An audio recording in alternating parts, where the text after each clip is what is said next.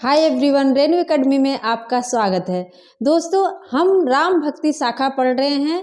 राम भक्ति शाखा में हम कुछ कवियों को पढ़ चुके हैं और आगे भी आज हम बहुत सारे कवियों को पढ़ेंगे। आज हमने जो भी कवि लिया है, जिन भी कवियों का हमने यहाँ पे नाम लिखा है, सारे एग्जाम की दृष्टि से बहुत महत्वपूर्ण हैं। तो आप लोग ध्यान से पढ़ना और जो भी मेरे चैनल पर नए हैं प्लीज़ चैनल को सब्सक्राइब ज़रूर कर लेना, क्योंकि हम यहाँ पे बहुत ही अच्छे तरीके से पढ़ते हैं, चीज़ें डिटेल में पढ़ते हैं और उसको याद भी करते हैं क्लास में ही। कभी कभी होता है दोस्तों, मैं वीडियो कंटिन्यू नहीं दे पाती हूँ, काफ़ी ज़्यादा व्यस्तता होती है जिसकी वजह से नहीं दे पाती हूँ, लेकिन मैं पूरी कोशिश करती हूँ कि मैं आप लोगों को लगातार कुछ नए तरीके से पढ़ाऊँ, नए तरीके से सिखाऊँ। तो देखते हैं राम भक्ति शाखा में आज हमने जो लिया है विष्णुदास। आप लोग को लगता होगा कि विष्णुदास रामदास में है कि राम भक्ति शाखा में है क्या? हाँ, विष्णुदास राम भक्ति शाखा में है।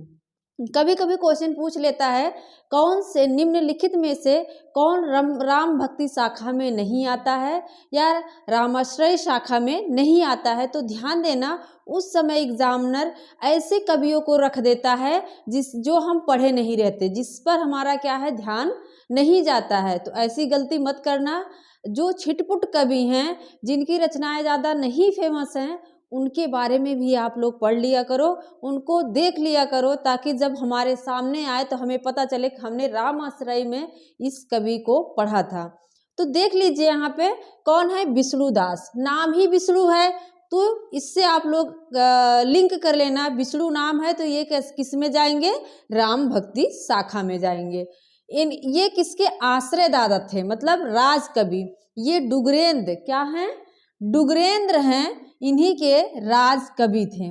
रचनाएं पूछी गई हैं, रचनाएं देख लीजिए। महाभारत कथा है, रुक्मणी मंत्र, स्वर्गारोहण, रामायण कथा। इसमें से स्वर्गारोहण जो है एक बार पूछी गई है, तो इस पे ध्यान देना। इनकी 4 रचनाएं मिलती हैं, महाभारत कथा, रुक्मणी मंत्र, स्वर्गारोहण, रामायण कथा। विष्णु क्या है, विष्णु ही तो महाभारत में आते हैं कृष्ण के अवतार में। विष्णु क्या हैं, महाभारत में आते हैं कृष्ण के अवतार में, और रुक्मणी से शादी भी करते हैं। स्वर्गारोहण अर्थात स्वर्ग में भी वही विराजमान हैं, और यही क्या है, रामायण की कथा है। फिर से जान लो, विष्णु क्या हैं, वही महाभारत कथा, वही उन्हीं के ऊपर महाभारत है, और इसके बाद रुक्मणी से वही विवाह भी करते हैं। स्वर्ग में वही विराजमान है विष्णु, और विष्णु ही क्या है, राम है, रामायण कथा। और इस समय राम मंदिर का निर्माण भी हुआ है, प्राण प्रतिष्ठा हुई, और उसी समय हम क्या पढ़ रहे हैं, राम भक्ति शाखा पढ़ रहे हैं। ये भी क्या है, ये एक संयोग ही है। तो फिर आगे कौन है, ईश्वरदास। ईश्वरदास को आप लोगों ने सूफी काव्य में पढ़ा होगा। ईश्वरदास ने जो सत्यवती कथा लिखा है, सत्यवती कथा, ये क्या है, ये एक सूफी काव्य है। क्या है, यह एक सूफी काव्य है। लेकिन इनकी ये जो तीनों रचनाएं हैं, ये जो तीनों रचनाएं हैं, ये क्या हैं, राम किसके ऊपर आधारित हैं, ये राम काव्य के ऊपर आधारित है। कौन कौन सी हैं, भरत मिलाप पूछी गई है, अंगद पैज, राम जन्म। फिर से देखो, सत्यवती कथा तो हो गई, सूफी में है, वो सूफी शैली में है। लेकिन जो भरत मिलाप है, अंगद पैज है, और राम जन्म, ये सब क्या है, राम काव्य के ऊपर आधारित है। ईश्वरदास की रचना है। ईश्वर इसके बाद भरत अंगद राम, क्या हो जाएगा, भरत अंगद राम। भरत अंगद राम सभी लोग किससे संबंधित है, ईश्वर से संबंधित है। इसके बाद केशवदास। केशवदास को हम रीतिकाल में विस्तृत तरीके से पढ़ेंगे, लेकिन केशवदास ने क्या किया है, राम से संबंधित जो रामचंद्रिका है उसको लिखा है, इसलिए हम इनको राम भक्ति शाखा में रख सकते हैं। केशवदास हैं। केशवदास का जो जन्म हुआ था 1555 ईस्वी में हुआ था, और इनका अगर उपनाम पूछे, क्या है, उपनाम पूछे, तो आप लोग क्या बताओगे, वेदांती मिश्र। क्या है, वेदांती मिश्र। केशवदास के बारे में शुक्ल का कहना है कि अपने पांडित्य को दिखाने के लिए रचनाएं किया करते थे।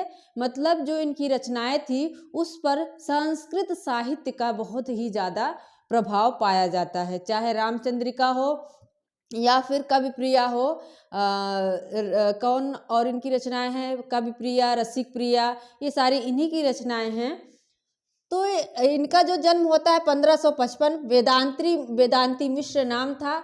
और इनको प्रथम रीतिकाल का प्रथम कवि किसने माना है, इस प्रश्न का जवाब आप लोग कमेंट में देना हमें कि केशवदास को रीतिकाल का प्रथम कवि किसने माना है।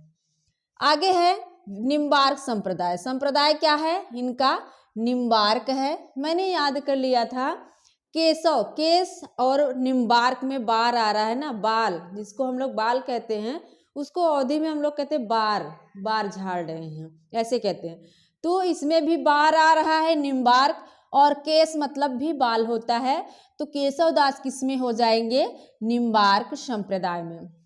और ये किसके आश्रित थे, तो राम सिंह के भतीजे जो थे इंद्रजीत सिंह। कौन थे, राम सिंह के भतीजे या भाई, देख लेना, राम सिंह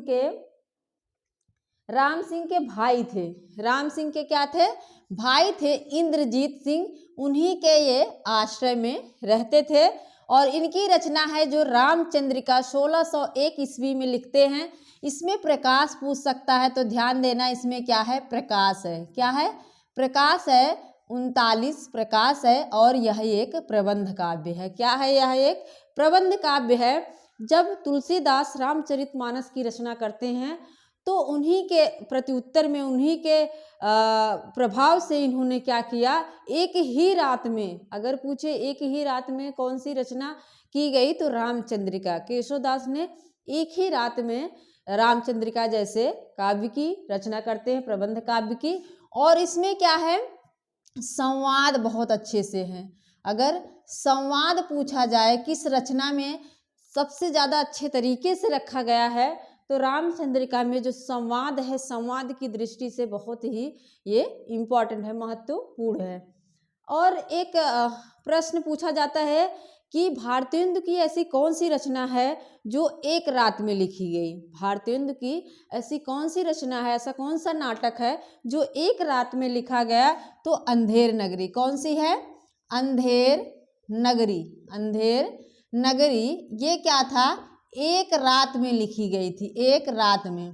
तो मैंने इसको याद कर लिया था, रात में क्या होता है, अंधेरा होता है।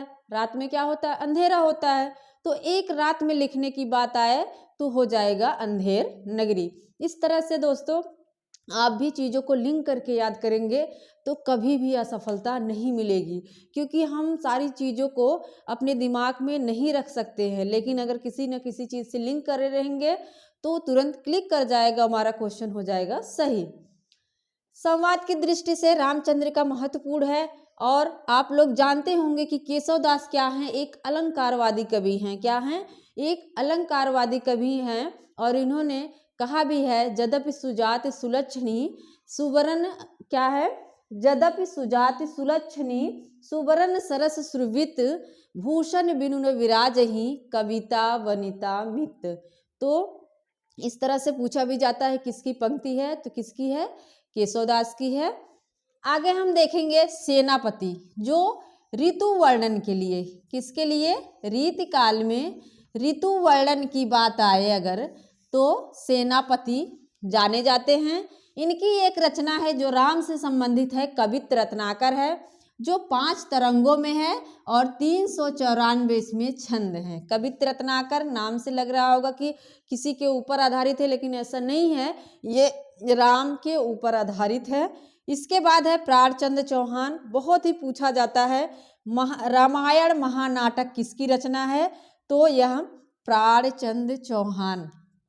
प्राण हमने याद किया था, प्राण में भी देख रहे हैं रा आया है, और रामायण, रामायण हमारे लिए क्या है, प्राण है ना। रामायण हमारे लिए प्राण से भी बढ़कर है, तो रामायण महानाटक प्राणचंद चौहान। रामायण महानाटक प्राणचंद चौहान हो जाएगा। यह संवादात्मक प्रबंध काव्य है। जैसे संवाद के रामचंद्रिका में है, वैसे ही ये भी क्या है, संवादात्मक प्रबंध काव्य है 1610 ईस्वी में। हृदय राम मोस्ट इम्पॉर्टेंट पूछा जाता है कि हनुमान नाटक जो है वो किसकी रचना है, तो हृदय राम की है। हृदय में हनुमान जी किसको दिखाते हैं, राम सीता को दिखाते हैं। हृदय में कौन दिखाता है, हृदय चीर के सीना चीर के कौन दिखाता है, हनुमान जी दिखाते हैं। तो हनुमान नाटक पूछे तो हृदय राम की हो जाएगी। इस तरह से आप लोग याद कर लीजिए। फिर है राय मल्ल पांडे, इनका क्या है, हनुमान चरित है। उनका हनुमान नाटक है, यहाँ क्या है, हनुमान चरित है। राय मल्ल की बात आए तो यहाँ पे क्या हो जाएगा, चरित हो जाएगा। लेकिन हृदय में अगर बात आए तो हनुमान नाटक हो जाएगा। नाटकों में दिखाया जाता है कि हनुमान जी सीना चीर के दिखाते हैं। इसके बाद है लास्ट लाल दास हैं, जिसका है अवध विलास। लाल दास हैं, अवध विलास हैं। इसके बाद भी कुछ कवि हैं, तो उसको आप लोग देख लेना। इसके बाद हम क्या पढ़ेंगे, महाकवि तुलसीदास को पढ़ेंगे, गोस्वामी तुलसीदास को पढ़ेंगे, जो एग्जाम की दृष्टि से महत्वपूर्ण है। और इसको भी आप लोग अच्छे से ध्यान से नोट कर लेना, क्योंकि ये एग्जाम में पूछा गया है। तो मेरा पूरा वीडियो देखने के लिए आप लोग का बहुत बहुत धन्यवाद। मिलते हैं नेक्स्ट वीडियो में। Thank you.